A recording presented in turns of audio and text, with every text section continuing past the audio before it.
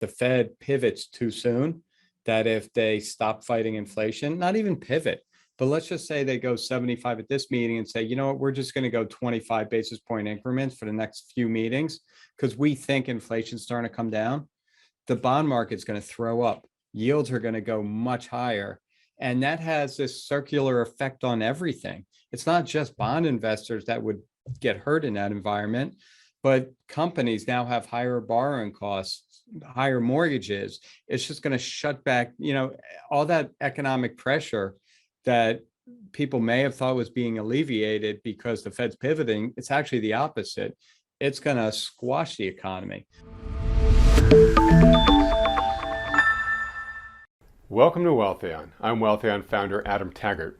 Thanks for joining us for part 2 of our interview with portfolio manager Michael Lebowitz. If you haven't yet watched part 1 of this discussion with Michael, in which he explains why the endgame for the current global central banking system is now much closer than ever, head over to our channel at youtube.com/Wealthion and watch it there first. It sets the context for the investment themes we discuss in this video. And Michael also shares his outlook on which assets he thinks will perform best through the rough ride he sees ahead for the rest of this year. So be sure to stick around to the end of the video for that. Okay, let's get started watching part 2 of our interview with Michael Lebowitz. I want to get now to where you think things are headed from here. Real quick before I do, though, a question I'd wanted to ask you about the bond market was, we interviewed Bill Fleckenstein in this program not that long ago, and he said, yeah, the Fed may pivot, but if the Fed pivots like it highly likely will, in his opinion, before really fixing the inflation problem, he fears it will lose the bond market at that point in time. So a lot of people sort of simplistically in their head say, okay, well, if the Fed pivots, then we just go back to the way life's been for the past 10 years. Interest rates, rock bottom lows, and stocks and everything to the moon. It may not work out that way this time, and probably certainly wouldn't work out that way if the bond market took the long end of the curve and just said, sorry, Fed, we don't believe that you are ever going to get inflation under control now, and now we demand higher yields to compensate us for the new risk. Bingo. And that's how I end my latest article, the one that came out on Wednesday, is with that exact sentiment, that if the Fed pivots too soon, that if they stop fighting inflation, not even pivot, but let's just say they go 75 at this meeting and say, you know what, we're just going to go 25 basis point increments for the next few meetings because we think inflation's starting to come down. The bond market's going to throw up. Yields are going to go much higher. And that has this circular effect on everything. It's not just bond investors that would get hurt in that environment, but companies now have higher borrowing costs, higher mortgages. It's just going to shut back, all that economic pressure that people may have thought was being alleviated because the Fed's pivoting. It's actually the opposite. It's going to squash the economy. So the Fed, that's why the Fed's in such a bind here. Fed really can't stop until they get inflation down and persistently down, not just down for 2 or 3 months, but down. And, we're talking about down, we're talking about 2% year over year inflation. Right now, inflation is coming up on 10%. And so many items in that inflation report, once you get beyond kind of the volatile food and energy and even real estate, they're all rising at 5, 6, 7%. It's not just 2 or 3 items driving it. It's virtually everything is rising well above the Fed's 2% rate. So that's the risk. The Fed stalls, the Fed pivots, the Fed doesn't do what the bond market wants it to do. And that's why following long-term bond yields, I think, is the key to understand what the economy will do and what the stock market will do. Okay, so following long-term bond yields, which Lance and I do every week on this program, but we'll continue to do it even more intently, given your counsel there. Is it fair to say that you think that instance of the Fed pivoting before it's got inflation truly tamed and the bond market pushing back, do you feel that that's the more probable outcome here? I don't know. I mean, I don't really know. I don't trust the Federal Reserve. I think they have in the past been so quick to save the financial community, so quick to save banks, to save hedge funds, to make sure we never have a recession, that Have they changed? Yeah, their activity the last few months looks a little different, but it was just 9 months ago where Powell was saying we're not even thinking about raising rates when inflation was soaring, the economy was booming. So do I trust the Fed of the last 4 months or the Fed of the last 40 years is what you're asking me. And I think I have to trust the Fed of the last 40 years, which means that a stall or pivot or even just a much less hawkish rhetoric from the Fed is a decent potential over the next 3 to 6 months, which may help financial markets in a very short run. But I think it's a very deadly gamble by the Fed. Okay, a deadly gamble. And the interesting thing too is like, is it a gamble or is it really like the only card the Fed has to play at this point in time, right? There's some people who say, well, will the Fed keep hiking for longer? And then there are those who say, can it, right? Because at some point, the higher interest rates just start bringing the entire, financial system down. Right. So, it may have no choice but to have to pivot before it could really fully deal with inflation, just because, again, the whole system is coming down. So anyways, I don't know. Any commentary one way or the other on Well, that? I would just say so far they've done, if you kind of look at what's happened, they've raised rates aggressively and the market has raised rates aggressively. Stock market's down about 20%, but in a very orderly fashion. Loan losses, things like that at banks are ticking up, but they're not extreme. So far they've been able to slowly let the air out of the bubble. And it's been, I guess you could say, successful. That, will they be able to keep doing it? Will they be able to maybe let the stock market slowly drop in this kind of dependable trend, or will it just start waterfalling? And that's when all bets are off. Credit spreads, that's another way of looking at what's going on. So the difference between, say, an investment grade company corporate bond versus a treasury market and junk corporate bonds versus the corporate markets. So far, they've been pretty tight, meaning that corporate bond investors are not that worried that there's a big recession coming on, that there's corporate defaults coming on, but can they keep that constrained? And this is where the Fed gets into their third mandate, or they have two mandates that are congressional and one they just picked up themselves, and that's financial stability. And we know that prices and employment are guiding them, right? That's what Congress has told them to do, and that's what they talk about all the time.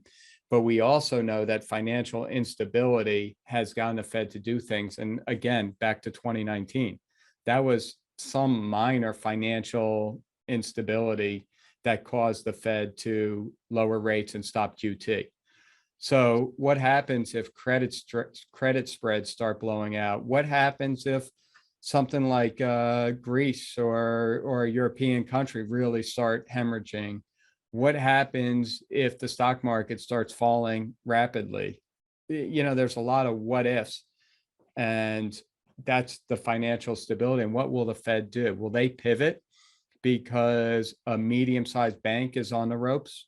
Will they pivot if credit spreads blow out 5%? So if junk bonds become 5% more costly versus treasury bonds, that's where I have zero trust that the Fed will continue to do the right thing. And what they will do is try to stop some junk rated company from going bankrupt.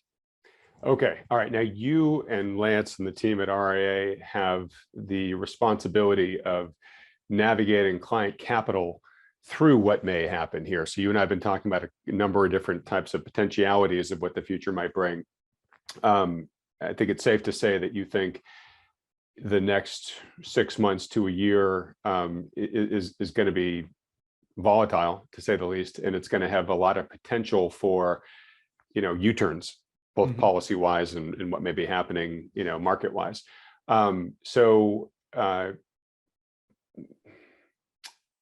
I guess, what do you think what's your current market outlook in terms of where you think asset prices are more likely to go? And then in terms of assets, which ones do you think are more suitable for this environment, and which ones maybe you wouldn't touch with a 10-foot pole right now? Right. So the market has done a good job. I'm going to work backwards through that. The market has done a good job of really punishing very, very high growth companies that were very overvalued, right? A lot of, I don't know if you've ever talked about the ARK funds, but Kathy Wood's fund invests in disruptive technology. Some of those stocks, which are real companies, Teladoc and Palantir, and there's a bunch of them, are down 60, 70, 80%. So some stocks have gotten pretty beat up at this point. And there's Facebook is another one. It's crazy, but it may be a value stock now. So I think what we have to think about is, as long as the Fed's doing what they're doing, the trend is lower. They're pulling liquidity out of the markets. Markets are liquidity driven, and that liquidity is Fed based, much more so now than it was 10 years ago, and that was much more than 20 years ago. So the primary driver of direction is lower. Like we discussed earlier, valuations are still very high, and earnings are likely to come down, which actually makes valuations a little higher. So we're conservative. We're sitting on a lot of cash right now, and we've also lowered our beta. So we went into the end of December with actually more exposure than our benchmark. And then over the course of the year, starting on January 4th, the first trading day of the year, we've been dropping our exposure because of what the Fed is doing, because of what's happening with interest rates. Now there's a trend channel that's been you can pretty easily spot it on a graph. And there are times where you're at the bottom end of that, and there's some upside and decent upside. Bear markets have tremendous bounces, reflexive rallies. And that's been true throughout history, going back to the 30s. Same in 2000, 2008, and other bear markets. So what we try to do is manage that. And look, honestly, we don't know what's going to happen. So what we're looking at is what's the Fed doing? What are the odds they pivot? What are the odds the market thinks they pivot? And we think about that trend and how that trend may adjust. And if the Fed does certain things, if market participants think the Fed's going to do something, if inflation drops. But right now, we're on both the stock and bond side of our portfolios, we're sitting on a lot of cash because we think the trend is down. And when you think about where to protect yourself, it's value. You want to own companies that are trading at low valuations, that have higher dividends, that have sustainable cash flows, that are not predicated on high levels of debt. Again, if interest rates are going to rise, those companies that need debt to roll over are potentially in trouble. So if you look at what's worked all year, it's higher dividend value. That has been the key to outperforming in this market. And I think until something changes, that will be the key for the next 3 months or 6 months. Again, there are going to be periods where technology rules the day, like we've seen for the last few days. But I think the value, dividend orientation, and then, you kind of have energy commodity stocks. That's the wild card. Tell me what's going on with inflation, and I can pretty much tell you what's going to happen with those. We do have some energy holdings, some big companies, which we like, but it's not a huge percentage of our portfolio.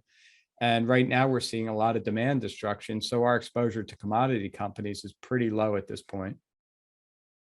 Very All right, low. great. So cash value stocks, those with high dividends and sustainable cash flows, and then some energy and commodity stock exposures as a play on the higher inflation. Mm-hmm. Thank you for sharing those, by the way. And then you didn't mention bonds there. And I'm not trying to make this a leading question too much, but Lance and I do talk about long dated US Treasuries pretty regularly. They're kind of interesting because you could make the case that if the Fed keeps hiking up until the point that something breaks, at that point in time, you could have the crisis play with long dated US Treasuries, where just everyone's trying to put their money in there just to find safe haven. Right. And you could also say, well, all right, but if the Fed pivots and the Fed starts easing and it starts buying treasuries again, right before it stopped the easing program, it was buying, I don't know how many tens of billions of treasuries every month. It was like 60 or 80 billion or something like that a month, right? Yeah. So, the Fed could go back to that, and that would be bullish for long dated US Treasuries. So I'm just curious, what's your current outlook on the long bond there? Again, it's the Fed. If the Fed stays aggressive, I really like the long bond, long treasury bond, not corporate bonds Right. necessarily, except some, certain companies, high grade companies. But we really like long bonds and we would like to buy more. We're waiting for some technical signals to tell us that there's a more durable bottom in place. But again, if the Fed pivots and they're not truly fighting inflation, all bets are off on all types of bonds. So, so again, it's just like we're looking at what the Fed's doing for the trend in the equity market. The same holds true for the bond market. But right now, we're pretty bullish on long-term US Treasury bonds. All right. And just to clarify, is your primary reason why you're bullish is because you think at some point there's going to be a rush to safety because the Fed's going to continue hiking? Yes, and because the Fed's goal right now, at least, and what they appear to be doing is fighting inflation and causing a recession. They'll never tell you their goal is to cause a recession, Right. They'll never say that. but you read between the lines, and their goal is demand destruction. So it's a nicer way of saying recession. Right, right, Um, exactly. And they do say that word an awful lot. That yes, yes, Powell has said, but look, there's nothing we can do about the supply side, but we can go after demand. right now, here's an interesting thing, Adam, that you said that, well, if they do QE again, they're going to buy bonds and yields will go down, which makes a ton of sense. But what we've learned over the last 10 years is that bond yields go down when they are either not buying bonds or doing QT, and they actually go up during QE. So, Interesting. and I think it's the inflationary effect. QE is perceived to be inflationary. Whether it is or isn't, we could debate that all day. But when the Fed is being hawkish, when the Fed is doing things like raising rates, the bond market likes it. That's why bond yields dropped when they started doing QT. They were reducing the balance sheet. They were raising rates. They were doing all the right things that a central bank should be doing to fight inflation, to control economic growth. So I would argue that if they start going to QE again, I probably would not want to be in bonds, depending on the circumstance. Okay. And just for the people who are asking this, as they hear you say that, saying, well, hey, we were just talking about this sort of 40-year period where the Fed was engineering lower and lower interest rates by intervening, and that gave this massive tailwind to higher and higher bond prices down there. How would you square that circle for them? So first of all, QE didn't start till 2008. So Right. the Fed was engineering lower rates by just fooling around with the Fed funds rate for a long time. But again, if you look from 2008 to present, periods of QE were higher yields. Periods where they were not doing QE, or that one instance of QT, were lower yields. So, again, what rate are you looking at? Are you looking at Fed funds rates? Are you looking at 30-year bond rates, or somewhere in between? And I think what you'll see, and especially as we get closer to that end game, as the problem gets more acute, the more confidence in the Fed from the bond market, not the stock market, the bond market, means that the Fed is heavily fighting inflation, causing recessions. That's what the bond market wants to see. And that's what they're seeing now. And that's why you're starting to see a bottom form. And, like you said, we start getting into financial instability problems, be it here domestically or abroad, or a combination of both, and money will just rush in to longer term bonds and potentially shorter term bonds. So that's an added benefit potentially. And if the Fed pivots, if they stall, we're certainly going to reevaluate our view on long-term bonds. Okay. And Great. again, when we say we own 30-year treasury bonds, we're not holding these things for life. We know that if you ask me to hold a 30-year bond at 3% for life, I'd say you're crazy. But we think of them as trading vehicles. As the yield changes, the prices change. So even though you have an instrument that yields 3%, you could yield 10%, or you could yield minus 10% in any given year. And that's when we're buying bonds or selling bonds, that's what we're thinking about, because the coupon is still relatively low. If the Right. coupon was 10%, that equation's different, and we may want to hold them longer. But The lower the coupon, the lower the yield, the more you're focused on the price. On the price, and that's why. And correct me if this perception is wrong, but I think mostly for like a trading vehicle for the long U.S. Treasury, rather than buying them directly, you're using an ETF like TLT, correct? Yes, correct. Yeah. Okay, great. Well, thank you so much for providing all that clarity, and it underscores a point that I've been making a fair amount over the past couple of weeks, which is that we are, potentially entering an era where you're going to see more things happen that have implications that are not what was expected. So, a good example of this is, this year inflation took off, and yet the kind of, what a year and a half ago would have been the obvious inflation plays. Oh, I'm going to buy gold, and for the newer people, I'm going to buy Bitcoin. That's how I'm going to defend against this. Well, both have not performed great, right, over the past year to date. And we talked a little bit about this already, about the Fed pivot. Is, the Fed may pivot. People who are predicting that might be correct, but what happens afterwards may be very different than what they expect. And one potential example of that is what we talked about, where the bond market could say, hey, we're taking rates higher, not lower. Right. All right. So look, Mike, I'm looking at the time. Thank you for going so long here with me and giving us so much of your time. I really appreciate it. Couple concluding questions. First one is, well, I'll sort of let you wrap up in any way that you like, but you spend your days, figuring out how to allocate client capital. You and the firm that are RIA are talking to regular people like the ones watching this video, who are just trying to protect their wealth through this very tumultuous time. Hopefully find ways to grow it, but usually prudently. What they really don't want to do is become roadkill on this process when they've worked so hard to build wealth, to create a financial future for their families. So is there any sort of parting counsel you would give them that we haven't talked about already? I think we're in a period of time where the more conservative you can be, the better you're off. Doesn't mean you're going to have periods where the market market can shoot up a lot and you're going to be left behind a little. But I think we're entering a very, very tricky period. And I mean, look, I'm 50, almost 55 years old, and I started my career in 1990. So I've never seen inflation. The last time I saw inflation was in the back of my mom, my parents' car waiting in a gas line. Those are my memories of inflation, and how markets and investor sentiment are during those periods. I don't remember. I can read about it. I can look at data, but very few of us professionals have lived through this. Very few economists have lived through this. Not many, well, probably a lot of politicians have lived through this because they're all up there. 80. But most Fed members are not that old either. So we're dealing with something that is clearly different from everything we're used to. And we have to decide what made sense yesterday still makes sense today.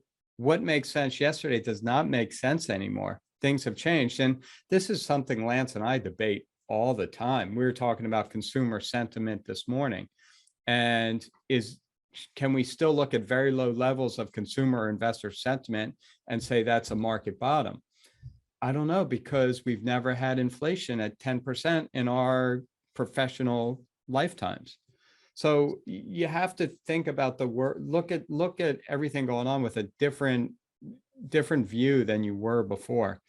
And when you do that, when you're chartering new waters, being conservative, going for value stocks, reducing your exposure, sitting on cash, all make more sense. Doesn't mean you're going to catch every wave, but you're also not going to get pummeled by the wave either.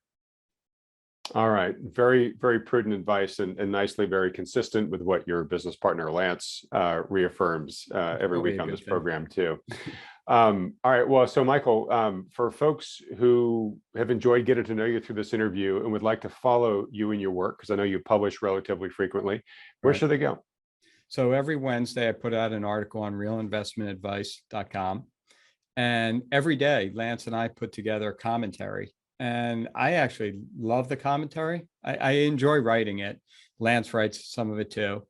Basically what it is 4 or 5 stories with graphs, none more than a paragraph. On a very long day, we'll put in 2 paragraphs. per each little section. And it gives you a nice rundown of things that are happening, economic data, what the Fed is thinking, maybe just a graph you've never seen before that it's whether it's technical or fundamental.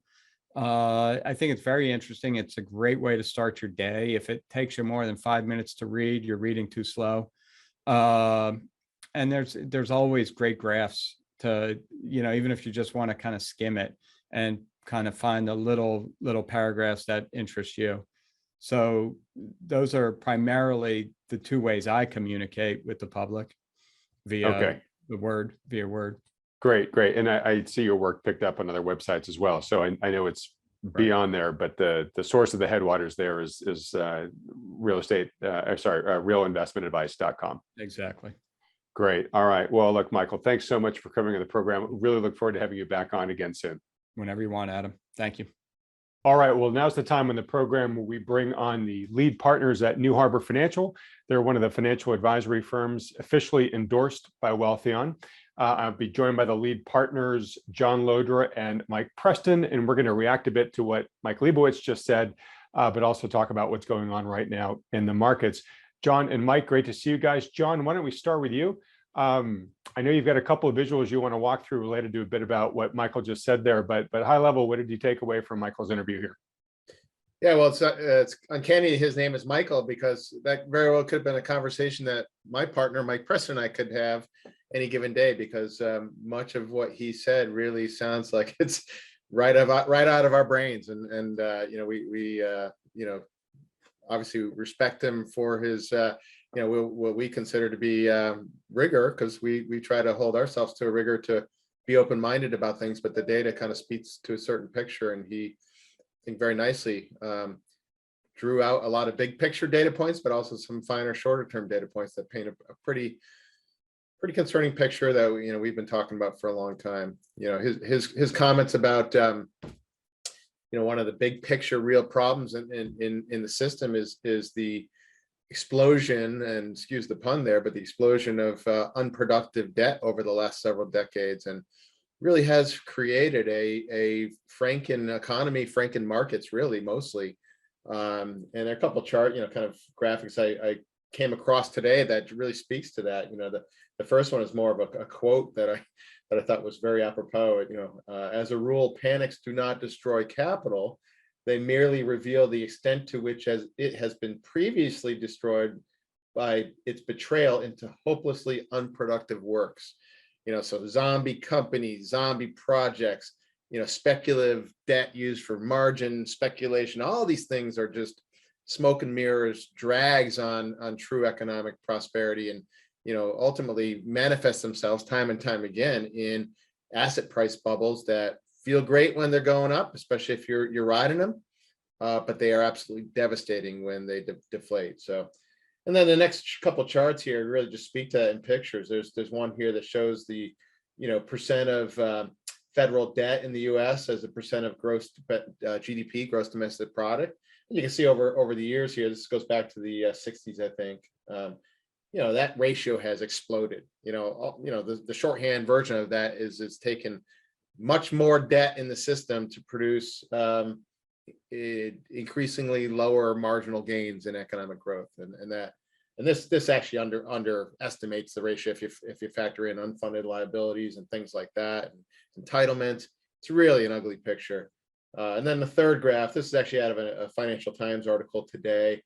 Basically talks about over the last bunch of decades, despite record low interest rates and 40 years of declining interest rates, and great time to be a borrower, certainly as a homeowner, but certainly as a government that could invest in systems and infrastructure and productive, improvements in a country. This chart shows that the net government investment here in the U.S. has been a steadily declining percent of GDP. Really egregious. We've squandered an opportunity here to invest productively instead, and just have squandered it in zombie, endeavors, really. Well, those are great visuals, and I think they do really underscore, like you said, a lot of times when you see a correction going on, the public's perception is that value is kind of getting destroyed in front of their eyes in real time. And, it's really important, as you said, to keep in mind that no, that value, it's already been destroyed. The true fundamental value has already been destroyed. The price is just catching up, is really what these corrections are. All right, so glad you brought those up. Those do really underscore what Michael Lebowitz was saying. Now, Michael Preston, I want to talk to you real quickly about just what's going on in the markets right now, because we are seeing a little bit of a bounce. I want to put up a chart here by technical analyst Sven Henrik, who we've had on this program a couple of times. I know you follow quite closely as well. But this is a chart of the S&P, and Sven has basically sort of noted here how for the better part of this year, the S&P keeps making new lows. It's sort of bouncing its way down to the lows of the recent past. But recently it made a higher low. And if you look at the sort of trend line that Sven has drawn on the S&P here, it looks like it's actually breaking out to the upside. So is this the long awaited relief rally, bounce, whatever we want to call it, that a lot of folks have been sort of, eagerly awaiting for, so they can jump back in and maybe ride a nice pop in the markets here? Hi, Adam. It could be. I don't know. I mean, the last last couple of days, we did indeed break out of that downtrend. Well, technically today, I guess I'd say, based on the chart that you mentioned. But we have seen higher low recently. Yesterday, and today is the 20th, so I guess it would be yesterday, the 19th of July. I believe we saw a 98% up day, where 98% of the stocks were advancing on the day versus not. So it was an impressive move here recently. And this is generally what you would see when you start to see a kickoff. A kickoff can happen to the upside or the downside. Normally it starts with a gap, and then, we'll continue in that direction. So we did see what could look like a kickoff to the upside here. Some of the short-term sentiment figures look very bearish. They all seem to line up and say, well, geez, maybe everyone's on the wrong side of the trade. But here's the problem. To me, if you really step back and look at this on a weekly or monthly chart, it looks to me like we've entered a bear market. It's the most orderly bear market I think we've seen in a long time. It topped in November of last year, if you look at the total market index, or it topped on January 4th, if you look at the S&P. And I'm just looking at the numbers through today's close. The Dow is down about 13.7%, not even 14%. I mean, it's hard to believe we're even in a bear market with the Dow down only 14%. The NASDAQ's about 17.8. I'm sorry, the S&P is 17.8. The NASDAQ and the Russell 2000 are a little bit more still at around 25. But as Michael talked about in his talk, the valuations are obscene. He cited the CAPE, the cyclically adjusted PE ratio, which is down around 30 or so after topping out closer to 40. And he mentioned that hit 42 back in, I guess that was the tech bubble back in 2000. It doesn't tell the whole story, though. The cyclically adjusted PE ratio is an average over 10 years of a company or a whole index's earnings. But I know we mentioned John Hussman's name quite often on this program. That's because his data is so good. He points out, and there's other charts that we could share or maybe do it at a later date, that show that profit margins are at all-time highs right now, close to about 12%, 12 cents on the dollar across the board for the entire S&P and the entire market. That it's unsustainable. Even Warren Buffett has said over the decades that a long-term profit margin on the entire market of more than 6 to 8% is unsustainable. And yet here we have been 10 to 12% for many years, and more recently been closer to 12%, really because of government spending, which we think is unsustainable. And all kinds of pressures are now going in the other direction. So John Hussman actually adjusts the CAPE with margin, normalizing margins. He calls it the margin adjusted CAPE. And that number is still amongst the most obscene ever, still in the 40s after being up in the 50s. So And by the way, that valuation measure, both the CAPE and the margin adjusted CAPE, is very, very highly correlated to what will actually likely happen in the market going forward. And that model is projecting flat to negative returns over the next decade. So here we are all wondering if this is the breakout, if this is the real move, yet we've got the most blindingly overvalued market still that we've really ever had. And that's the concern. So yeah, we're looking at it, wondering about short-term opportunities, might even put a trade on here soon in something, but very, very cautious with an eye on the exit, and certainly would have hedges in any case if we did anything. All right. It's all great data, Mike. And it sounds like, if I can put words in your mouth here, you're saying, as we've talked about in videos past, hey, bear markets are famously punctuated with real ripping rallies, upside rallies, but that fizzle out, and you get back to the newer lows. For the reasons you were just talking about, it sounds like you still think that over the longer term here, the likelihood of lower prices is higher in your estimation, even though we may have some of these face ripper rallies in the interim. I was about to ask you if you were thinking of playing any of them or just stepping to the sidelines and just waiting them out. Sounds like you may dabble a little bit, but you'll just be using a little bit of chips versus the vast majority of the dry capital you have. Is that all true? Yeah, we're reluctant to do it because we still haven't seen that first elevator drop moment in this market. Again, it's been a very contained, measured decline, and everyone knows that's what the Fed wants, right? And it seems like the Fed is getting what they want so far.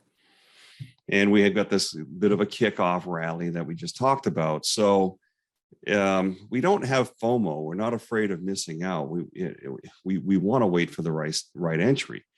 As far as the charts tell us, to us, it looks like we were primed to have that kind of first moment, that first kind of panic moment, which we never got, to bring us down to that 32 to 3,400 level in the S&P.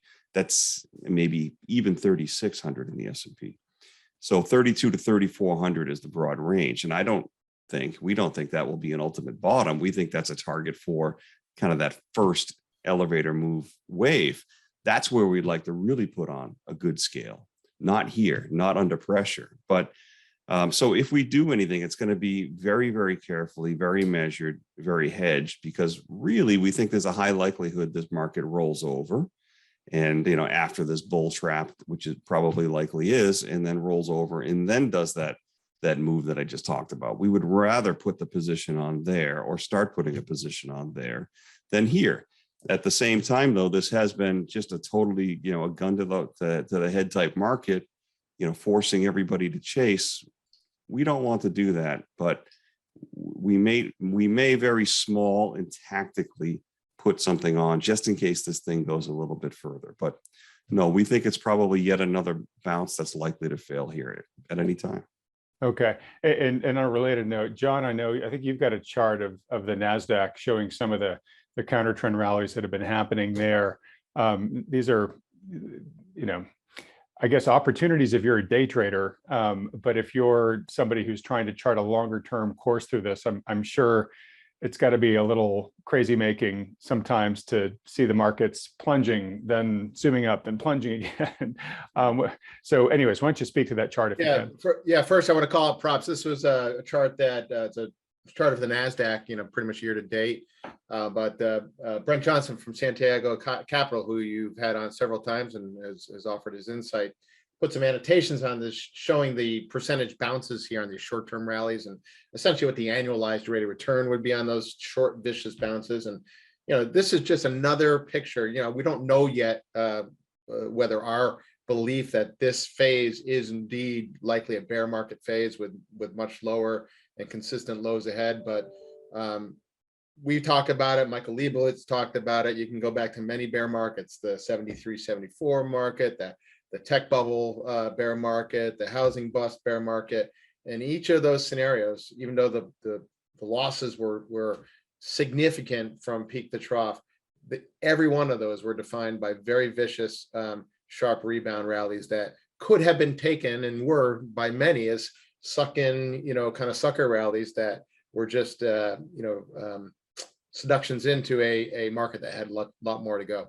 So Yeah, this may be playing out just very typically, and that's kind of our thesis. Right. We've talked about this in weeks past that the goal of the bear market is to take as much money as possible from as many people as possible, right? So it takes money from those who are long the market, and then it has these rebound rallies to sucker in the people who were sitting in safety on the sidelines, who now think the coast is clear, and once they come in, it does another rug pull. So if Mike's right, and this is indeed still an ongoing bear market, to your point, John, this could just be, business as usual, the way that a bear market runs. And what was interesting is in this morning's premiere, when we launch a new video on the Wealthion YouTube channel, we launch it as what's called a premiere, where the video plays in real time initially, and there's a live chat. And I like to try to be active in that, as often as I can. And today there were several people who were, commenting about how much money they've made by going long technology stocks in the past week or two, based on, exactly some of the charts you were just showing there, John. And I think one of them was in one of the Kathy Woods funds that, apparently has done great if you look at it for the past 10 days. And it's that kind of growing enthusiasm and sense of like, hey, I was smart enough to catch the bottom. Look at me ride this thing. That's the type of hubris that often gets punctured by these bear market rug pulls here. All right, well, look, guys, in beginning to wrap up here, I did want to underscore just one thing that I think you both are saying, but particularly Mike, when he was referencing some of those charts about profit margins and whatnot, CAPE ratios. Extremes are extreme for a reason, right? You can't hang out at an extreme, or by definition, it no longer becomes an extreme, it becomes a baseline, right? So when we look at these charts and see that we're at, all time or close to record extremes, the probability dramatically grows that a reversion to the mean is likely in order. And some of those charts that Mike was talking to certainly show that prices still have a lot further to come down if we do indeed mean revert. One other thing, though, I'd like to get your guys' thoughts on real quick, and maybe John will stay with you here for a second. I've talked of late on this program about how people should be a little bit cautious when they develop a thesis that says, okay, my investment strategy is that if A happens, then B is going to happen, and therefore I'm going to position for that. So I've been talking a lot about this in regards to a Fed pivot, right? And Michael Lebowitz and I talked about this a little bit.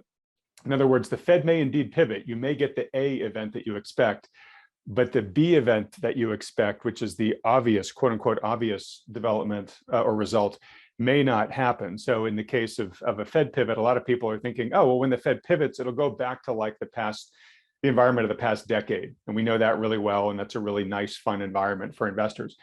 We may get the Fed pivot, but it might not actually work out that way. And Michael Lebowitz and I talked about how actually interest rates could actually shoot up as the bond vigilantes step in and officially kind of rebel against the Fed. But another one that I just want to get your thoughts on is, we've talked a lot in this program in the past couple of videos about how we think probability is high as we begin to enter Q2 earnings reporting here, that we're going to see substantial downgrades of revenue and profit forecasts going forward. And, logically, we think, okay, well, that's going to force Wall Street analysts to bring down their forward projections for 2023. And mathematically, that's going to have to result in the stock price coming down, which I personally still think is the more likely scenario. But I've been reading recently that people saying that, well, prices have come down a fair amount already this year. And so it really all depends on how much of those revisions the price has already taken into account by declining, right? And so you could actually get a disappointing forecast, but have the stock price go up because people say, oh, the stock was actually pricing in a 30% downward revision, and we only got a 20% downward revision. Therefore, the stock should be higher, right? So how concerned are you about, this Q2 earnings season actually being kind of an unsuspecting catalyst for higher prices here in the near term? Yeah, it's a great question. And obviously the humility we have to have in our seat, we always have to allow for that, the unexplicable or the unlikely or illogical or unexpected to play out. Now, clearly, there are probably individual companies where maybe the share prices fell more than they should have, or to levels that might be considered values, and therefore, positive surprises or even less negative surprises than expected can certainly form the basis for a rally. But if you look at the broad market, we still remain at valuations on reliable PE metrics like the Schiller, but even more reliable ones like Mike talked about, at the most expensive time in history, save maybe 1929 and 2000, right? Depending on how you look at it. So, we're by no means pricing in, everything. There's a whole lot of negative that still needs to and should be priced into broadly the stock markets. And this really speaks to the kind of that opening, comment we had and that Michael Lebowitz had about the, zombification and the artificiality that is embedded in prices because of all this unproductive debt that really hasn't been cleared out yet. And, so we have to allow for anything, but it's, I would use another example of, the last decade or more, people have been ingrained to think, well, the Fed pivots or drops rates and things go higher, stocks go higher. Well, that wasn't the case in all of history. You go back to the tech bubble, you go back to the housing bubble. The Fed was aggressively, as quickly as they can, lowering interest rates, and that didn't matter a whiff, because once people started running for the exits, 0% bank accounts were a fine place to be in their minds, because they thought the stock market was going to zero. So yeah, there's all kinds of examples in both directions where what people expect and what happens doesn't hold, because we get these ingrained beliefs that just aren't true. Yeah, and Mike, maybe I'll let you comment on that. Maybe talk just super briefly about how you guys hedge, and just as an example, what I was talking about. Just going to put up a chart here of the recent price action in Netflix. So it's been on a tear. Netflix went from something like, let's see if I can pull it up here. I was trading like around $170 or so last Thursday, and today, the day we're speaking, it's now up here at 216. And what caused that change is Netflix announced its quarterly reports, and it revealed that it lost 1 million subscribers. But everybody was expecting it to lose more than that. And so since it only lost 1 million subscribers, the stock has actually done really well here, right? And it's a little crazy making, because we would all think, oh my gosh, it's losing a big chunk of its subscriber base. That can't be good for the stock's forecast. But again, it's maybe one of those examples that the price had already been sort of overly beaten up in advance of these earnings. So Mike, as John was just sort of saying there, you have to have your main thesis, but you got to be prepared for surprises, illogical thinking on behalf of market participants, et cetera, in the mix. And obviously you guys, that's a big reason why you guys employ hedges on your major positions, correct? Yeah, absolutely, Adam. We are at this era of permanent overvaluation, pretty much. It's gone on for so long. You said if something abnormal stays abnormal long enough, it becomes normal, right? And it feels like that's been most of the last 20 plus years, certainly since 2008.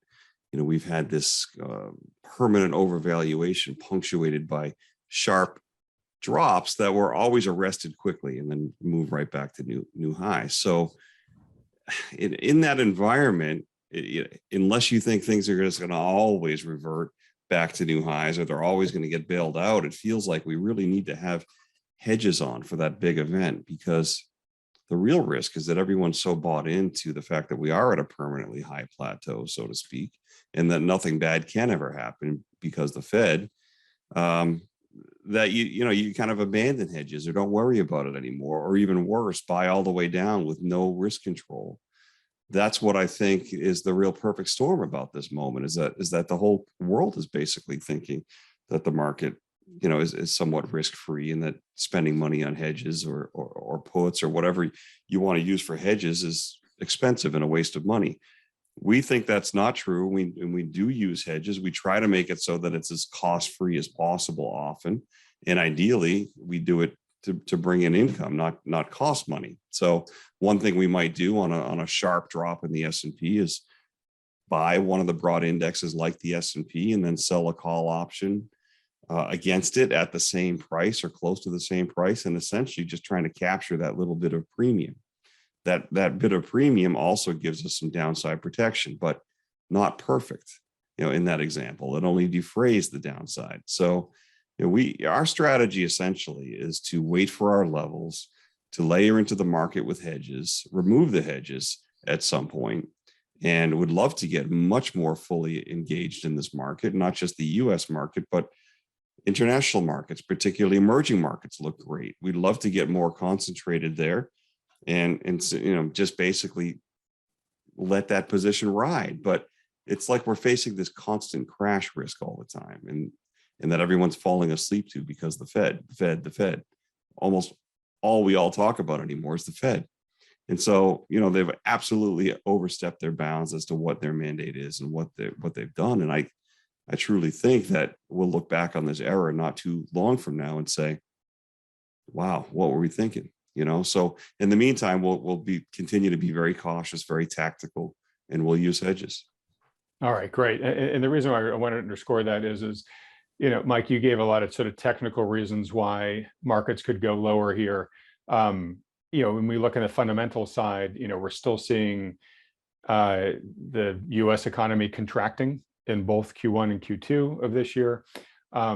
We talk a lot about recession risk on this channel. I think that only continues to go up. We've been beating the drum a lot about the risk of layoffs coming here, which would just exacerbate the impact of these recessions. I just want to note on the day we're talking, Ford just announced that it's laying off 8,000 workers over the next couple of weeks. So we continue to see this relentless drumbeat of not just hiring freezes, but actual, layoffs, and that's scary because we're still at a very early stage here. So the question is if we're already seeing this much volume of layoffs at the big companies right now, what's it going to be like when we're a quarter or two further down the road here if the economy still continues to stumble from here? Well, let me tie this with a bow, and then Mike, I want to come to you for the very last point here. So John, going to you, the reason why I was sort of asking your feedback on preparing for the unexpected is, as we've long said, this is a very treacherous investing environment, particularly for the average investor who has a real life, isn't as experienced as you guys are with the markets, doesn't have, 8 hours in the day to watch the markets as they trade in real time. And there's so many cross currents going on here right now. And so many, swings in sentiment. We just talked about a bunch of them, that it can really be crazy making. And a lot of these investors sort of start chasing their own tail, right? Oh my God, I thought we were in a bear market and we were going lower, but man, all of a sudden now there's this big rally. Do I got to switch my positions and now go long into this rally? And oh my gosh, the rug just got pulled. What do I do next? So to me, and I'm a bit of a broken record on this, but this is why I think people need to be working with a financial advisor who can help them, A, kind of craft a plan through this so they don't get whipsawed by their emotions, but B, can be that A, steady hand, but also know when to make a smart audible call based upon how things on the ground are changing, and can make that decision based upon decades of history of doing this previously in the market. So I just wanted to give you a chance to kind of conclude today's discussion on that point. Yeah, we do watch markets all day, every day, and into the micro moves, and that's important for us to gain our short-term perspective. But probably most importantly is our requirement to hold ourselves to looking at the bigger picture. Because, like, for example, it's very easy to get caught up in the headlines that the markets are down 20% year to date, bear market, and especially held against the backdrop of the last decade or more, to say, wow, geez, it's bound to bounce, right? Because it's sold off so much already. It's, things are on sale, right? They got to go higher at some point, even if they go a little lower. When you zoom out and realize that the decline we have thus far this year to date hasn't really even undone much of the excess that has been built up. That's where we can tie that back into an individual situation, someone that's comfortably retired or has the ability to comfortably retire within their means, put it in the perspective for them. Yeah, we can you can certainly put some more on the risk spectrum if you'd like, but realize that in the context of this bigger picture, what you may really be doing in pursuit of these nickels in front of the steamroller is maybe utterly putting at risk your very financial future. And that's really where the big picture zoom out is just as important as the day-to-day, minute-to-minute that we observe in markets. All right. Well said, John. And as long-term viewers of these videos know, if my main recommendation to folks is unless you are highly experienced in investing in this type of environment, which honestly very few people are, because we haven't been in an inflationary environment for like over 40 years, highly recommend that you work under the guidance of a professional financial advisor to do that. If you've got a good one, great, stick with them. But if you don't, or you want a second opinion by another financial advisor who does understand this world very well and all the trends that we've been talking about here with Michael Lebowitz and with Mike and John here, if you'd like to talk to one of those guys for free, Wealthion will connect you with the firms that we endorse, including Mike and John's own firm here. If you want to have a free consultation with them, it's totally free, no strings attached, no commitment to work with them. They just do it as a public service. Then go to wealthion.com and fill out the short form there, and we'll get you connected. All right, Mike Preston, wrapping up here. You made a really interesting observation right before we turned the recording on here, that it sounds like Tesla has just announced they've sold 75% of the Bitcoin that they held. Yeah, I just saw that come up on the news. That's kind of surprising because Elon Musk has been quite a proponent of digital currency. I don't know if it's really significant. Maybe they needed the cash for something else, but it is, Bitcoin has been down pretty hard from the high. A lot of people have felt the pain, and I feel sympathy for them, particularly if they came into crypto or Bitcoin late to the game. So yeah, I don't know. I don't know why, because somebody just put up on Twitter here. I think it was actually on Sven Hendrick's feed. He retweeted a tweet from Elon Musk early last year, where he said, Tesla has diamond hands, and so here we are a year later, and they're selling 3/4 of their stake. So yeah, I don't know why, but it is the truth. It's out on the news. That's interesting, and I have not researched it yet, so I can't opine too intelligently on it. But it seems very much like a notable development that one of the biggest evangelists and champions for cryptocurrency use amongst the major companies, the major entrepreneurs in the economy. There's got to be, I think, a sense of betrayal, I'm going to guess, from the crypto community. And if any of you in the crypto sphere are watching this here who are more active there, if you've got a different opinion or even the same one, just let us know in the comments section below. I'd be really interested to hear what you think of this development. All right, guys, we're going to have to wrap it up there. John and Mike, thanks so much again for joining me this week and helping me make sense for everybody of what's going on in the markets. We don't know what's going to happen next, but I can guarantee that we will be tracking it here together for folks next week. So thanks so much for joining me, John and Mike. Everybody else, thanks so much for watching. Had a great time. Thanks, Adam, like usual. Thanks, Adam. We'll see you next week. If you'd like to schedule a consultation with one of the financial advisors at New Harbor Financial, simply go to wealthion.com. These consultations are completely free, and there are no strings attached. The good folks at New Harbor will simply answer any questions you have about your investment goals or your portfolio and give you their best advice given their latest market outlook. They're willing to do this because they care about protecting people's wealth, and because Wealthion has connected them with so many thoughtful investors just like you over the past decade. We started doing this because so many people have approached us in frustration, looking for a solution because they're feeling out of alignment or downright ridiculed by the standard financial advisors who have been managing their money. You know the type.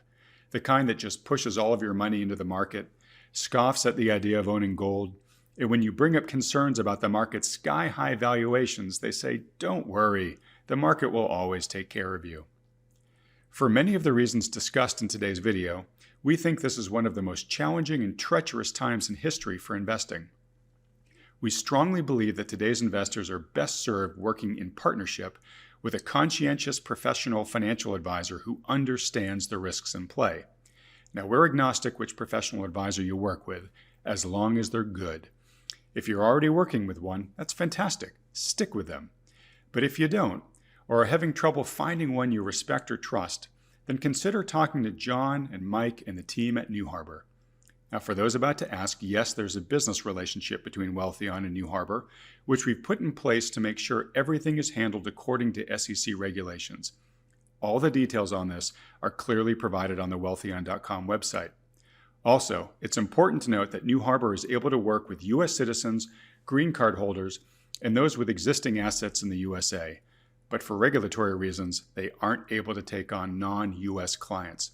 All right, with all that said, if you'd like some insight and guidance on how to protect your wealth during this unprecedented time in the markets, go to Wealthion.com to schedule your free consultation with the good folks at New Harbor. Thanks for watching.